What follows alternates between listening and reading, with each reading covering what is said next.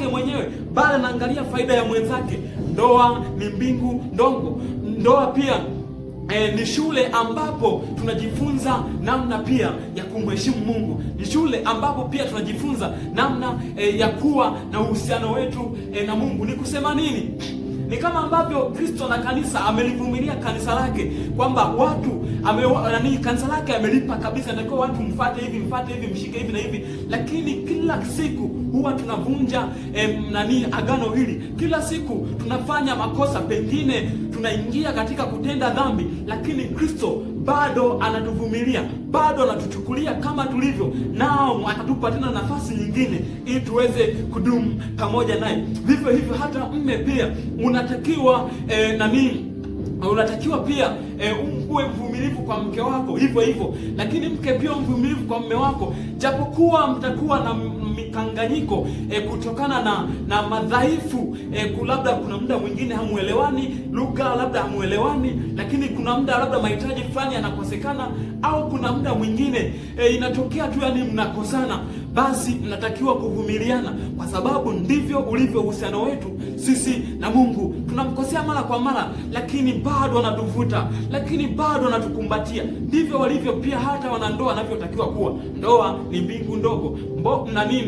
Ndoa ni sehemu ambayo watu wanatakiwa wajifunze shule ya uhusiano wao na Mungu. Unaposoma kitabu cha hiyo Waefeso 5 fungu la 25 hadi la 30, Biblia inasema pia, enyi waume, kumekucha, enyi waume, wapendeni wake zenu kama Kristo naye alivyolipenda kanisa, akajitoa kwa ajili yake, ili maksudi alitakase na kulisafisha kwa maji katika neno, apate kujiletea kanisa tukufu lisilo na lakini anasema kwamba lisilo na ila wala kunyazi wala lolote kama hayo, bali liwe takatifu lisilo na mawaa. Hivyo hivyo imewapasa waume kuwapenda wake zao kama miili yao wenyewe. Ampendaye mkewe hujipenda mwenyewe, maana hakuna mtu anayeuchukia mwili wake popote,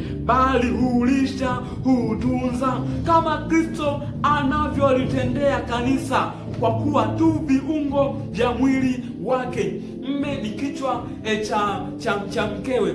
Mwanaume ni kiongozi wa familia. Mke unatakiwa umtii mme wako, lakini hata mwanaume pia na yeye anatakiwa ampende mke wake kama Kristo pia alivyolipenda kanisa, akajitoa kwa ajili yake, kwa ajili ya kuwakomboa watu wake ambao wamepotea kwa muda mrefu. Sasa analeta kanisa tukufu, kanisa lililo safi. Vivyo hivyo mme unatakiwa uwe ni mtu ambaye una total commitment kwa mke wako, uwe umejitoa kwa ajili yake, uko tayari kumsaidia, unamheshimu, unamjali.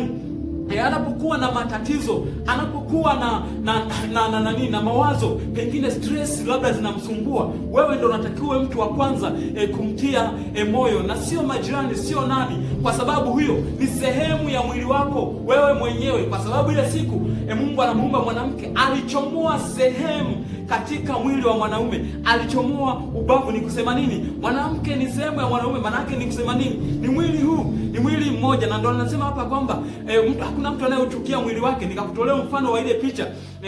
Ni kumaanisha nini? Ni kwamba hawa ni kitu hiki kimoja. Kwa kitendo cha kuvuruga huyu ni kama kuvuruga wewe, lakini kitendo cha kuvurugwa wewe ni kama kumvuruga huyu. Maana yake ninyi ni kitu hiki kimoja, lakini tu katika Kristo Yesu. Hamtakii kutenganishwa kwa namna yoyote, labda na ugumu wa maisha, labda fedha au mali. Kuna wengine labda pengine kwa kipindi hiki kumekuwepo na malezi ambayo ni mabovu katika familia, lakini pia kumekuwepo pia na utengano, kumekuwepo na ugomvi, kumekuwepo pia kukosa uaminifu, lakini talaka, kumekuwepo pia na kulegea kwa malezi. Mambo haya yamekuwa yakisababishwa na nini? Pengine wengine walikuwa wamesema labda ni tofauti za kielimu, kwamba mnapooana labda na elimu tofauti, labda ni mambo ambayo yanasababisha watu waachane kwenye ndoa, labda ukosefu wa elimu, kwamba unasababisha watu watengane au waachane, wagombane, wapigane, wafanye nini, wauane. Wengine pia wanauana,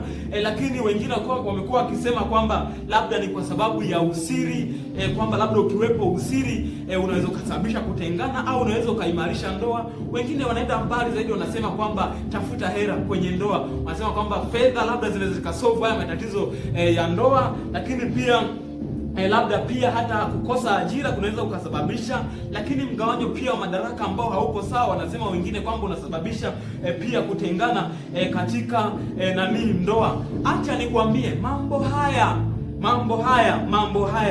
haya niliyoyasema hayawezi yakayumbisha ndoa kamwe, na wala yakiwepo hayawezi yakasovu amani katika ndoa.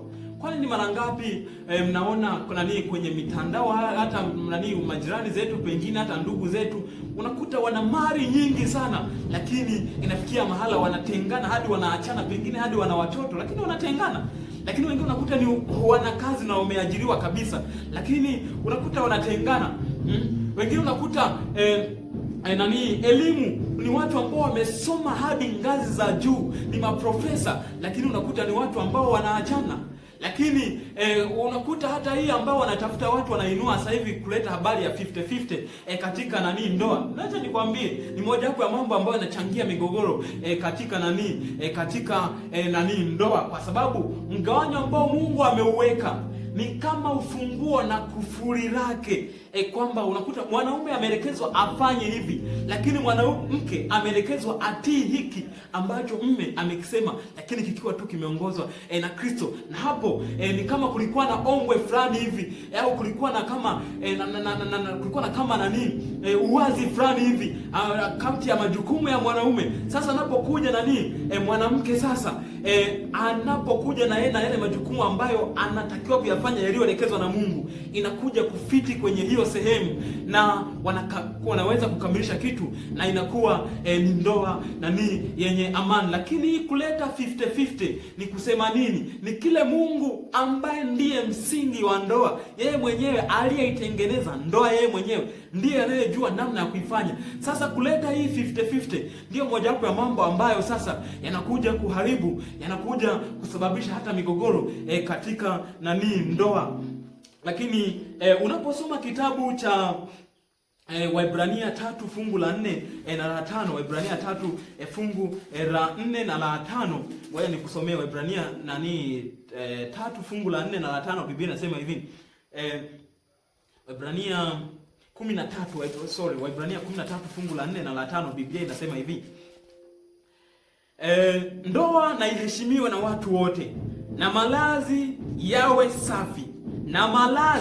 yawe safi, kwa maana waasherati na wazinzi Mungu atawahukumia adhabu.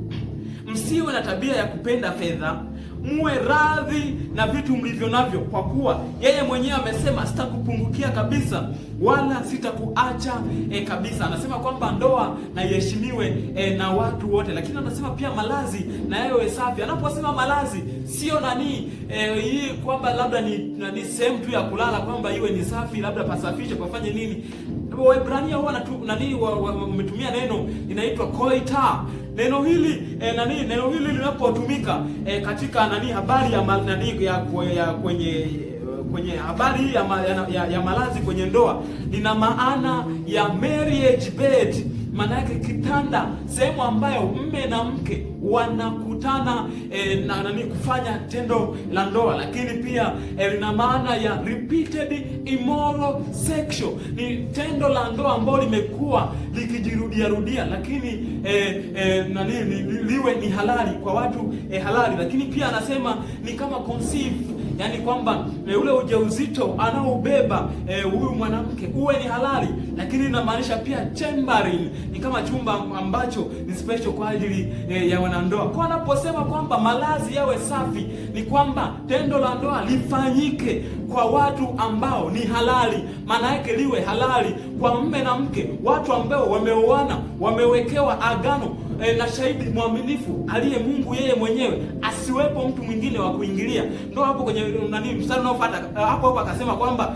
kwa maana wazinzi na waasherati Mungu atawahukumia adhabu. Akasema kuna nini, kusema nini sasa kwa kuwa ile tendo linatakiwa liwe ni halali kwa watu ambao ni halali. Sasa ikitokea mmoja wapo amechepuka, ikitokea mmoja wapo hawi